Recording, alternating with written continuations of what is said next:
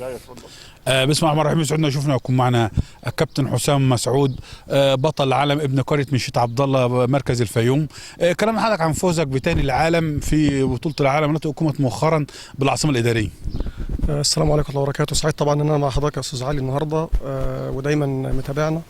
طبعا الحمد لله رب العالمين حصلت مع المنتخب القومي المصري للكرة الطائرة جلوس على تاني بطولة العالم اللي اتلعبت هنا في مصر في ملاعب العاصمة الإدارية. كم فريق كان بيواجهك بقى؟ احنا طبعا كان البطولة كانت 19 منتخب، 10 تقريبا للسيدات، وكان في 14 منتخب للرجال. الحمد لله رب العالمين.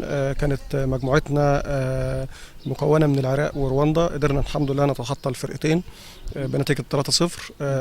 لعبنا طبعا في دور الثمانيه منتخب المانيا تاني اوروبا، الحمد لله رب العالمين قدرنا نكسبه 3-1.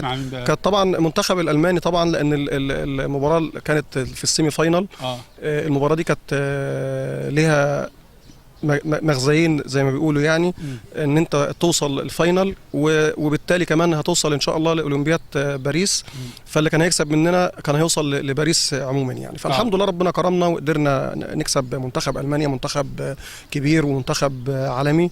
المباراه النهائيه طبعا كانت مع منتخب ايران المصنف الاول عالميا. فرحان وانت بتتوج عالميا وترفع علم مصر طبعا على المنصه. اكيد طبعا والله.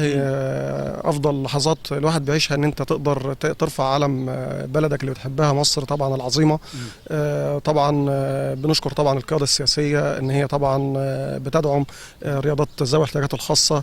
ده على اللي حضرتك تتمناه في الفتره الجايه برضه. والله بتمنى طبعا. انا بالنسبه لي انا كمان هنا في محافظتي الفيوم، مش عارف هو في ايه ليه. هو يعني عايز اقول حاجه، لو انا بلعب كره قدم مثلا او كده كانت القياده السياسيه في البلد هنا كانت هتكرمني مثلا.